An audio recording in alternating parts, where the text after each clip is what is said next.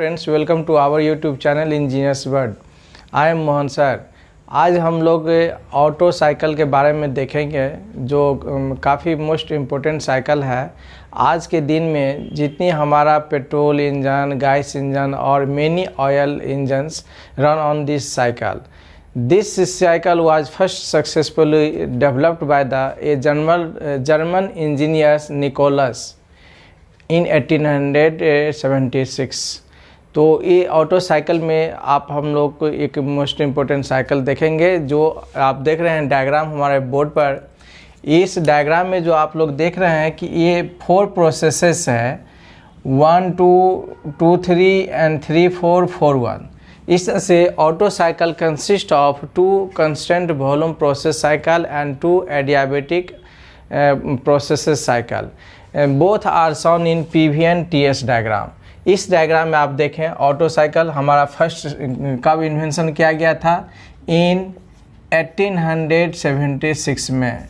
किसके थ्रू?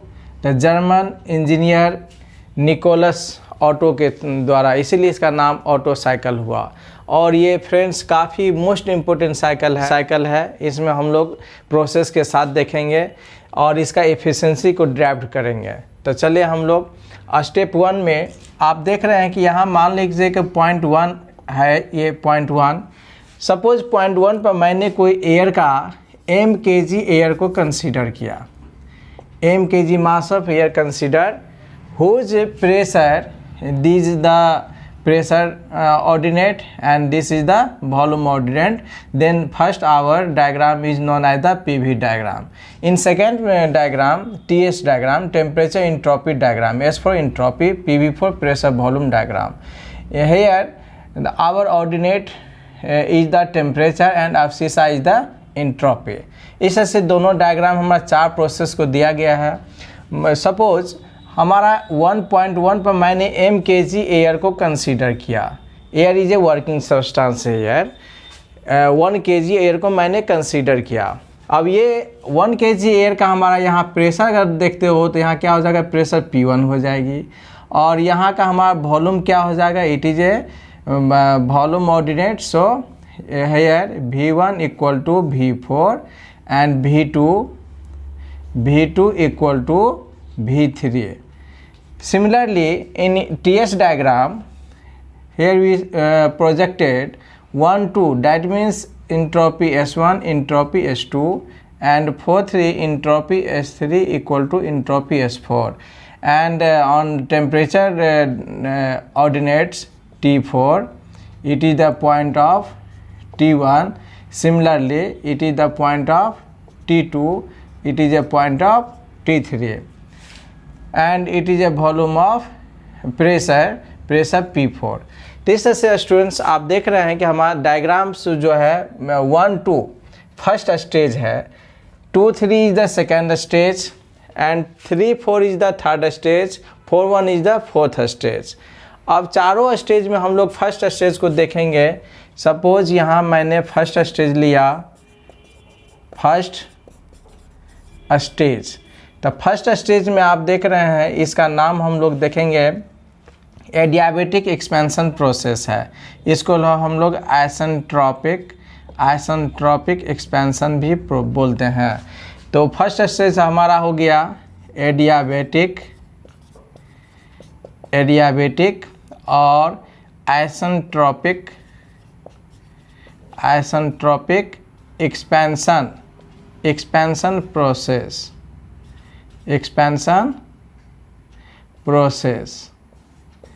ये first stage हो गया।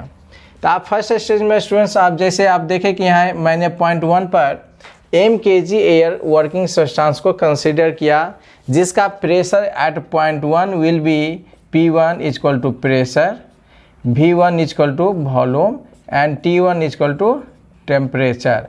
तो इस तरह से पॉइंट 1 पर हमारा प्रेशर P1 हो जाएगा, वॉल्यूम V1, टेम्परेचर T1 हो जाएगा। सिमिलरली एट पॉइंट 2 पर करस्पॉन्डिंग वैल्यूज हो जाएगी P1, V1, T1 का, and any points which will be considerable. Then now we look the first stage, that is the adiabatic और isentropic expansion process. इसमें आप देख रहे हैं कि हमारा यहाँ जो 1 से 2 की ओर एक्सपेंशन हो रही है और 1 से 2 में हमारा 1 से 2 यहाँ डाउनवर्ड की ओर हमारा लाइन है। तो इस तरह से 1 पॉइंट का टेम्परेचर T1 है और यहाँ 2 पॉइंट का टेम्परेचर T2 है।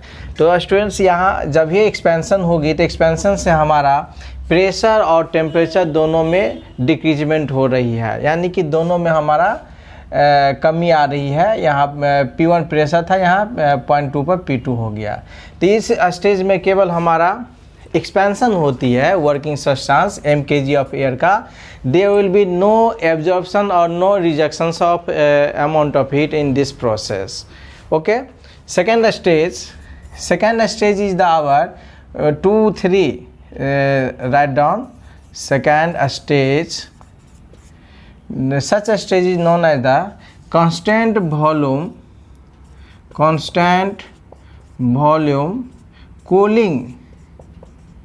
cooling process। इसको हम लोग सेकेंड में कूलिंग इसलिए बोलते हैं कि यहाँ पर हमारा अमाउंट ऑफ हीट की रिजेक्शन होती है, यानी कि एक्सट्रैक्शन होती है, इसलिए इसका कांस्टेंट वॉल्यूम कूलिंग प्रोसेस नाम भी पड़ा। तो इस तरह से इस स्टेज को हम लोग अमाउंट ऑफ हीट रिएक्शन हो रही है QR, that means in the process of 2, 3 we write down amount of mass mCV T2 minus T3। ये स्टूडेंट्स जैसे अमाउंट ऑफ मास हो गया और ये हमारा CV हो गया कांस्टेंट वॉल्यूम, T2 हो गया टेम्परेचर एंड T3 हो गया टेम्परेचर। तो इस तरह से यहाँ देखें 2 से 3 स्टेज है। 2, 3 में हमारा अमाउंट ऑफ हीट की एक्सट्रैक्शंस हो रही है। तो ये equations let us consider equations 1। Now stage 3, third stage first, second, third stage हमारा आइसेंट्रोपिक कंप्रेशन। यहाँ पर आप देख रहे हैं कंप्रेशन हो रही है, तो आइसेंट्रोपिक कंप्रेशन प्रोसेस इसको बोलेंगे, आइसेंट्रोपिक कंप्रेशन प्रोसेस। इस प्रोसेस में ही सिमिलरली फर्स्ट प्रोसेस के जैसा आप जैसे यहाँ अमाउंट ऑफ हीट जो है बैक आएगी ओरिजिनल प्रोसेस में कंप्लीशन ऑफ वर्क होने के लिए। तो इसमें भी इस स्टेज में भी हमारा थर्ड स्टेज में भी ओनली कंप्रेशन हो रही है, 0.3 से 4 पर जा रही है, यानी कि वॉल्यूम में डिक्रीजमेंट आ रही है। वॉल्यूम हमारा V2 था, V3 था और अब आकर के क्या हो गया, V4 हो गया।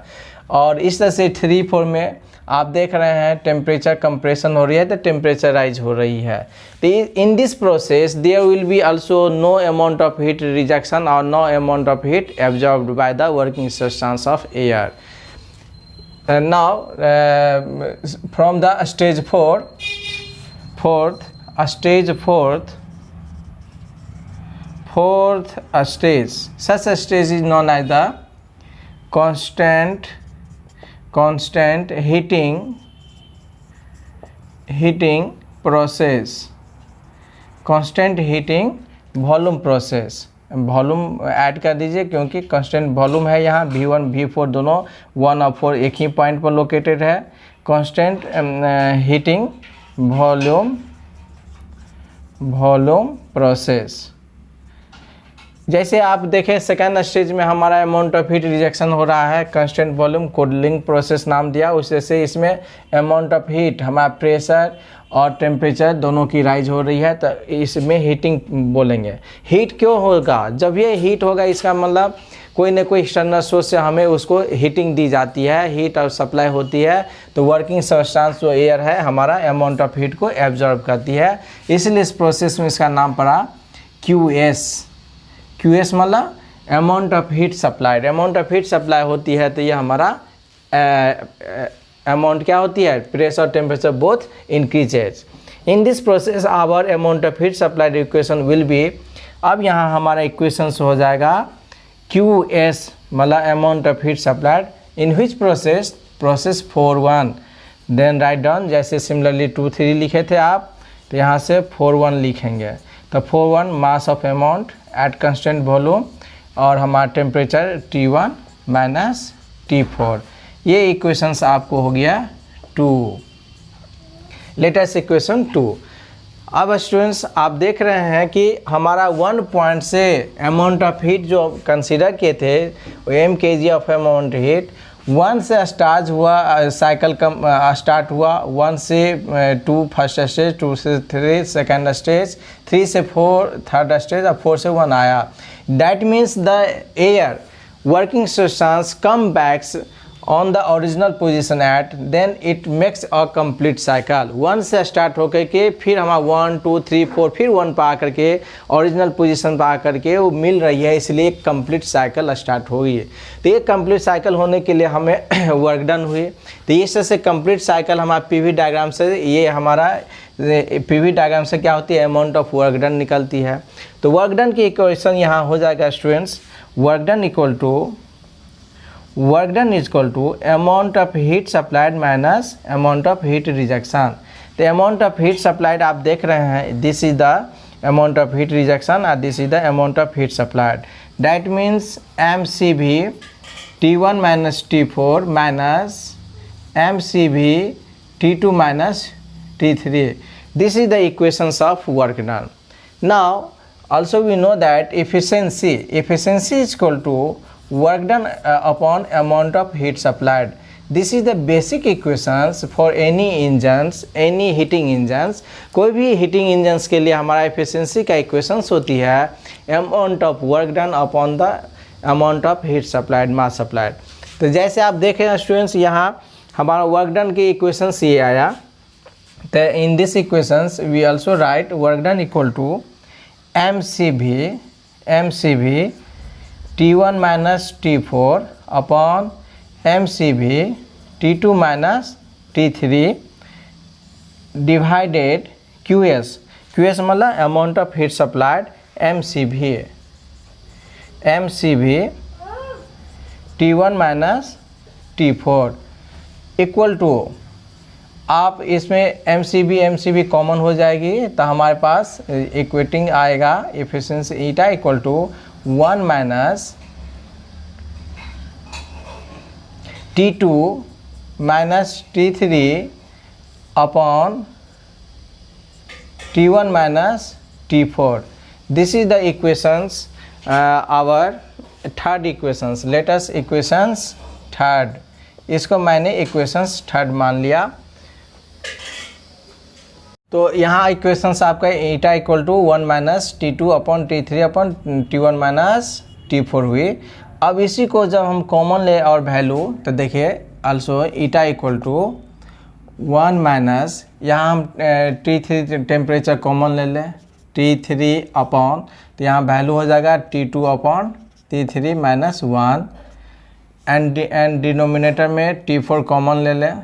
T4 कॉमन लेंगे तो आपके पास T1 minus T1 upon T4 minus 1 आ जाएगा।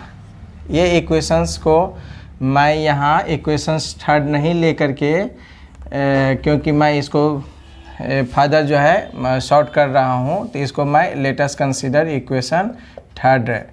अब यहाँ इक्वेशन थर्ड माने हम लोग। अब देखिए, now from adiabatic process 1 to refer to figure 1 to adiabatic process, from adiabatic expansion process 1 to we get 1 to process से हम लोग देखते हैं कि आपके पास इन बोथ कंडीशंस T1, यहाँ का टेम्परेचर 1 पॉइंट का हमारा टेम्परेचर T1 है, तो ले लेंगे T1 upon T2 equal to V2 upon V1 to the power gamma minus 1। Students, ये टेम्परेचर और वॉल्यूम का रिलेशनशिप होती है, दोनों वाइस वर्सा, और gamma is the adiabatic index. तो इस प्रोसेस में आप देख रहे हैं कि यहाँ एक्सपेंशन हो रही है, तो एक्सपेंशन में आप देख रहे हैं कि ये compression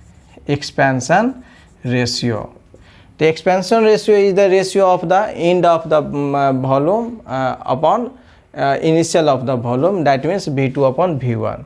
Similarly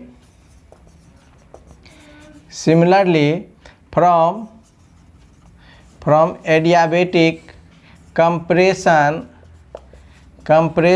process 3-4 we get, students आप बोलेंगे कि 1-2 ही ले रहे हैं सर, 3-4 ले रहे हैं, 2-3 को क्यों ले रहे हैं, 1-2 को क्यों नहीं ले रहे हैं।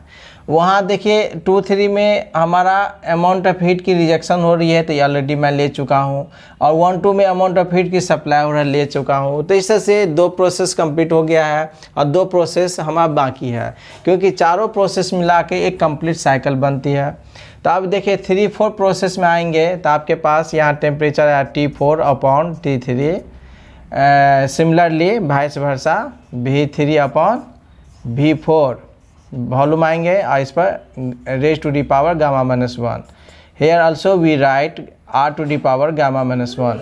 Then here R will be the compression ratio. जैसे स्टूडेंट्स आप देखिए कि 1-2 प्रोसेस में हमारा ये आइसेंट्रोपिक एक्सपेंशन प्रोसेस है, सिमिलरली 3-4 प्रोसेस के लिए हमारा आइसेंट्रोपिक कंप्रेशन प्रोसेस है। तो कंप्रेशन प्रोसेस में आपका ये इक्वेशंस रहा। अब from equations let us consider equations 4 and it is the equations 5th। The from equations 4th and 5th we get दोनों इक्वेशंस अगर लेते हो तो आपके पास आती है value T1 upon T2 equal to T4 upon T3, क्योंकि ये both are the common, T1 T2 equal to T4 upon T3। तो आप के पास यहाँ हमारा इक्वेशन थर्ड में क्या जरूरत पड़ रहा है, देख रहे हैं आपके पास यहाँ वैल्यू आ रहा है T2 अपॉन T3 है, जस्ट ये है। तो also we can write T1 upon T4 equal to T2 upon T3, ये भी आप लिख सकते हैं T1 upon T4 equal to T3 upon T2।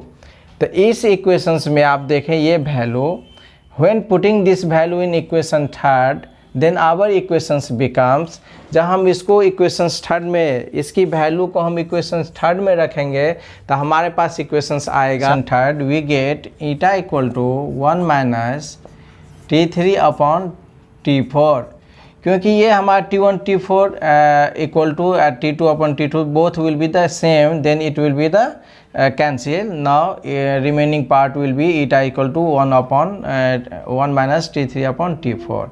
अब इसमें स्टूडेंट्स आप देखें 1 माइनस T3 अपॉन T4, इससे जस्ट आप इससे पहले रिलेशनशिप मैंने दिखाया था, इक्वेशंस हमारा आया था 3-4 प्रोसेस में।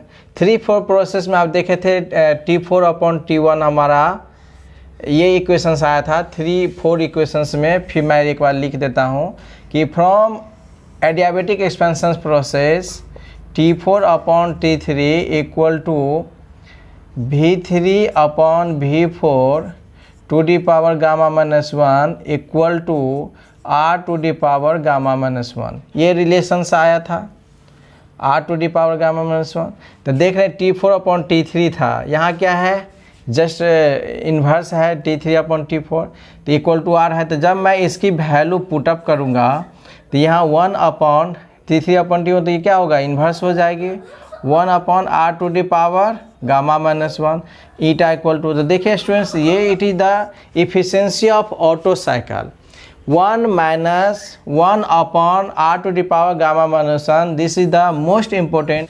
तो ऑटो साइकिल में ये एफिशिएंसी देखिए कंपटीशन में हमेशा पूछी जाती है कि the auto cycle efficiency will be increases. Option में दिया रहता है कि कंप्रेशन रेशियो इंक्रीज करेगा तब बढ़ेगा, कंप्रेशन रेशियो डिक्रीज करेगा तब बढ़ेगा, या सेम रहेगा तो बढ़ेगा। इस तरह से 4 ऑप्शन आपको दिया रहेगा। तो हमेशा कीप इन माइंड कि always compression ratio increases then auto cycle efficiency also increases, and also keeping in mind this compression ratio value does not beyond the 7। इसकी वैल्यू 7 से ज़्यादा नहीं हो सकती है। तो इस से 2 पॉइंट को आप रखेंगे कि R की वैल्यू जो है हमेशा इक्वल टू 7 होगा। R हमेशा 7 के बराबर होगी या नहीं तो लेस देन होगी। और इसकी वैल्यू R जब इंक्रीज करेगा तो एफिशिएंसी भी हमारा इंक्रीज करेगी। तो ये ऑटो साइकिल की एफिशिएंसी हो गई। आप इसको चारों स्टेप को जो मैं जितना वीडियो के साथ कंसेप्ट के साथ दिया हूँ आप उसको बार बार देखेंगे, लिखेंगे, नोट करेंगे तो आपको याद हो जाएगी। तो आप हमारे इंजीनियर्स वर्ल्ड चैनल को सब्सक्राइब कर ले और सभी सब्जेक्ट का वीडियो मैं हमेशा आपको प्रोवाइड कराते रहूँगा। Thank you, have a nice day.